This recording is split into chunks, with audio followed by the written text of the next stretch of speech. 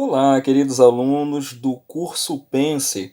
Aqui é o professor de Geografia Diego Barros e eu trabalho contigo à frente 3. Lembre que o nosso objeto de conhecimento é modos de produção. E quando a gente vai trabalhar modo de produção, está dentro da competência de área 2, que trabalha principalmente as relações de poder entre as nações. Essa competência, uma das suas habilidades, e que vai ser tratada na aula de hoje, é a habilidade 9: comparar o significado histórico e geográfico das organizações políticas e socioeconômicas em escala local, regional ou mundial. Queridos, esse assunto está dentro do teu caderno 1. E lembre que está lá na página de 60, página 64. Queridos, seguindo a nossa mesma linha de pensamento sobre fluxograma, mapas mentais para um melhor aprendizado, hoje nós vamos continuar na mesma pegada. Para a gente trabalhar modo de produção capitalista, é necessário, inicialmente, você e eu relembrarmos sobre a origem. Lembre que, para que a gente compreenda o capitalismo, é necessário você, inicialmente, relembrar quando esse sistema iniciou. Então, lembre que o sistema capitalista ele surge com a decadência do sistema que estava vigente. O sistema anterior ao capitalismo é o modelo, o modo de produção do feudalismo. Só lembre, num tempo histórico, uma datação histórica, que o feudalismo ele teve o seu início ali por volta do século V e durou até o século XV. Lembre que a prática do comércio, diferente da organização feudal, que estruturava-se, o comércio, ele vai se estruturar no trabalho livre, no trabalho assalariado. A força da burguesia vai ser um fator decisivo para originar o modelo capitalista. Lembre que essa mudança foi um dos principais acontecimentos para a transição da Idade Média para a Idade Moderna. Vamos lembrar dos professores de História? E da decadência do feudalismo e o ingresso, o início do quê? Da primeira fase do sistema capitalista. É de forma imprescindível a gente trabalhar uma conceituação, uma definição simplista, mas que é necessário. Você já sabe quando se originou. O capitalismo ele não está dentro de um contexto histórico desde o início da humanidade. Tem gente que pensa que o capitalismo sempre existiu. Vamos lembrar que nem sempre existiu. Então observe, a partir do momento que a gente estabeleceu a origem, vamos estabelecer a definição? De forma simplista, é um sistema em que predomina o quê? Uma propriedade privada. Lembre que essa propriedade privada ela está associada à propriedade privada dos meios de produção. E a busca ela é constante pelo lucro. Essa busca constante pelo lucro, pela acumulação de capital, ela se manifesta na forma de bens e também na forma de dinheiro. Agora, a partir do momento que a gente define, que a gente entende a origem, para compreender algumas características básicas, primeiro, propriedade privada dos meios de produção. Aqui eu faço um parêntese importante. Às vezes a gente fala assim, propriedade privada. Aí você tem a sua casa no seu nome, etc. Aí você quer caracterizar que é essa propriedade. Então eu sou dono de uma propriedade privada. Não é essa que nós estamos falando. Nós estamos falando da propriedade privada dos meios de produção. Ou seja, uma indústria, um meio que vai ser utilizado para produzir essas propriedades privadas. Então, no sistema capitalista, esses meios de produção eles são privados, por isso que é essa caracterização. E uma das mais importantes, por quê? Nem todo mundo vai ser dono de uma propriedade privada, você concorda comigo? Ou seja, vai existir aqueles que são donos e aqueles que não são donos. Ou seja, inicialmente eu quero que tu entenda um cenário. Se existe aqueles que são donos, na representação mais atual a gente vai caracterizar essa galera como os burgueses. E existem aqueles que não são donos. E se não são donos, eles têm que vender a sua força de trabalho. Compreende a ideia? Então percebe o seguinte, dentro desse sistema, já deu para você perceber que vai existir classes sociais. Dentro desse sistema, já deu para você perceber que vai existir uma desigualdade. Já que eu tenho o dono, eu tenho aquele que não é dono. Logicamente, os lucros serão diferenciados. Tudo bem? Tranquilo? Agora observe. A partir do momento que a gente estabelece o modo de produção, quanto à sua origem, a gente define, a gente fala pelo menos das principais características, é necessário você relembrar que o sistema capitalista ele nem sempre foi o mesmo. Em cada momento histórico, a gente vai ter um marco representativo. Então é interessante que você lembre, que você relembre das aulas de história e a gente faça esse paralelo. Porque observe, alguns teóricos dizem que existem ou existiram, né, 3 fases. Outros já falam de 4. Então, para evitar problema, nós falaremos das 4. Lembre que quando a gente falar dessas fases do capitalismo, a primeira fase é chamada de fase comercial. E a fase comercial ela vai datar basicamente do século XV e XVI ao século XVIII. Eu quero que tu preste bem atenção nesse cenário. Nesse momento nós estamos vivendo, boa parte das grandes navegações, nós estamos vivendo um momento ali, o período que foi denominado como mercantilismo. É por isso que essa fase do capitalismo comercial, ela também é chamada de uma fase pré-capitalista. Lembre que o fortalecimento desse capitalismo, a gente vai ver mais adiante, é quando eu tenho a industrialização. Nesse contexto, ainda não havia a industrialização. E o sistema estava baseado em trocas comerciais. Essas trocas comerciais, principalmente entre os colonizados e os colonizadores. Aí você deve lembrar dos pactos coloniais e etc. Lembre que uma marca bem relevante para esse momento é a crença onde a riqueza disponível no mundo ela não poderia ser aumentada. Apenas o que? Redistribuída. Assim, queridos, os países eles buscavam a acumulação de riquezas por meio da proteção da economia local. Então, esse acúmulo de metais decorrente das trocas comerciais que eram realizadas entre diferentes países era um objetivo interessante. E aí a prática do metalismo, ou seja, o acúmulo de metais preciosos. Queridos, agora observe. Se esse momento, essa fase do capitalismo, ela data até o século XVIII, é imprescindível você lembrar que a próxima fase ela é chamada de fase industrial. E vai ficar muito fácil você lembrar. A fase industrial data de quando? Digo, século XVIII ao século XIX. E se eu falo em século XVIII, você deve lembrar da Revolução Industrial. E, obviamente, o capitalismo industrial ele está em meio a revoluções tecnológicas e também revoluções políticas. Essa revolução industrial, a primeira, se inicia na Inglaterra pelos anos ali de 1760. A gente caracteriza enquanto século XVIII, e tem como marco principal esse momento a introdução da máquina a vapor na produção. Lembre que a partir do momento em que eu tenho a indústria, a maquinofatura, eu vou ter uma substituição, uma transição desse modelo, onde eu vou ter a produção manufatureira para uma produção agora que ela vai ser pautada na indústria, uma produção industrial.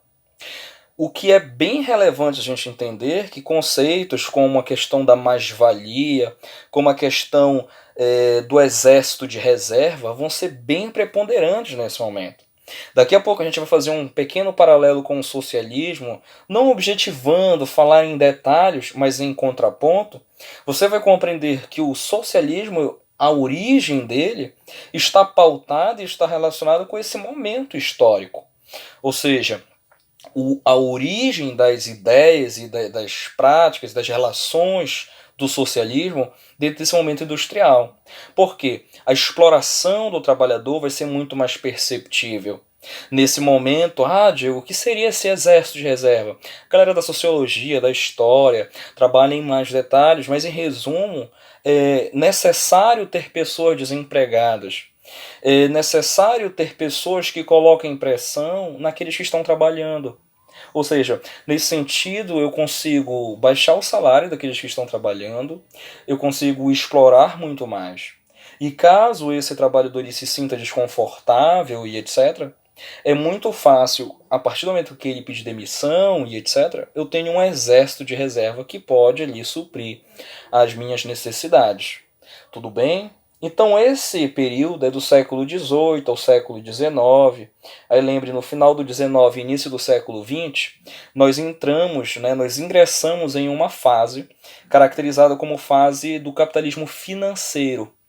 E lembre que esse momento ele também pode ser caracterizado como uma fase financeira monopolista.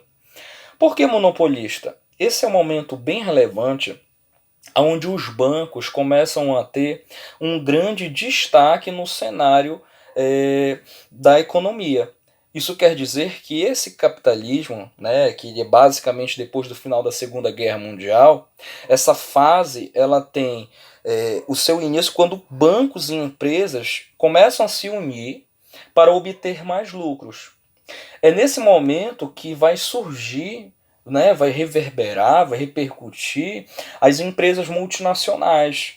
Lindos e lindas, lembrem que essas transnacionais elas se fortalecem, né, elas vão fortalecer as práticas monopolistas.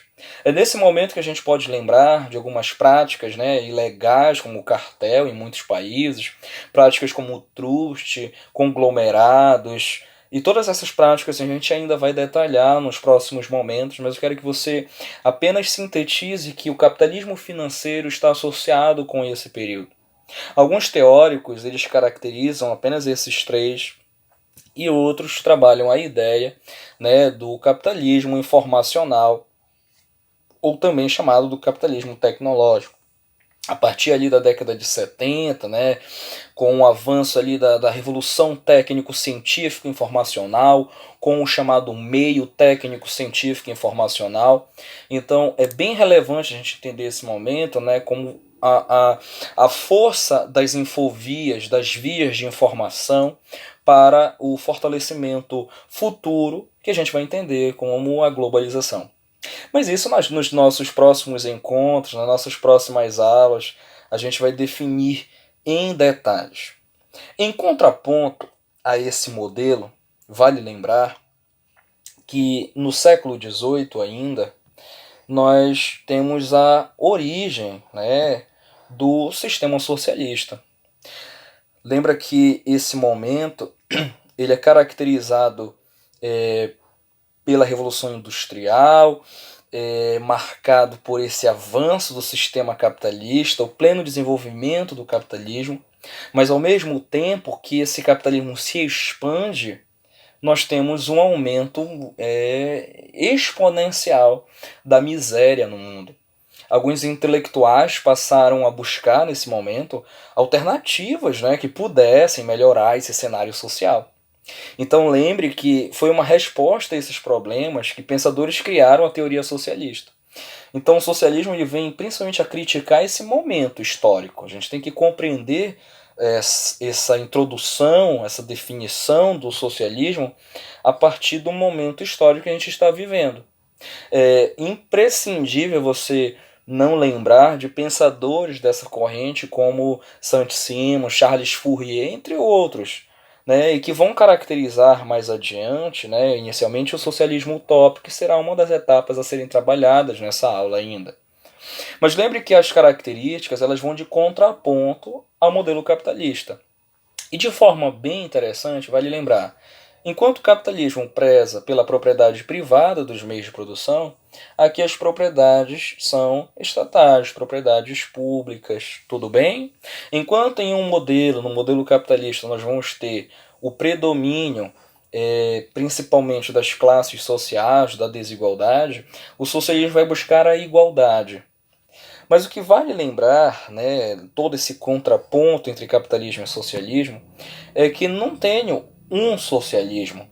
Eu não tive um modelo socialista. Assim como eu tenho fases do capitalismo, nós podemos considerar que nós temos estágios, que nós temos etapas, ou que nós temos ideários para ficar muito mais tranquilo.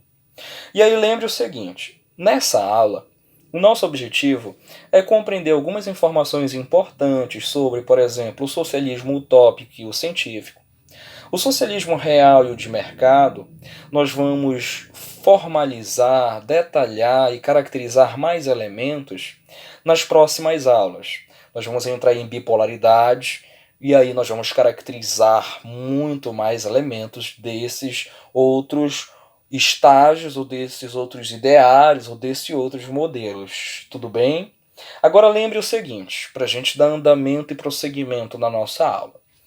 Os tipos de socialismo é imprescindível que você lembre e relembre que nós temos, né, a primeira corrente, digamos assim, seria o socialismo utópico. Foi a primeira corrente socialista. Ela foi desenvolvida ali durante essa relação do crescimento da indústria, ou seja, da primeira revolução industrial.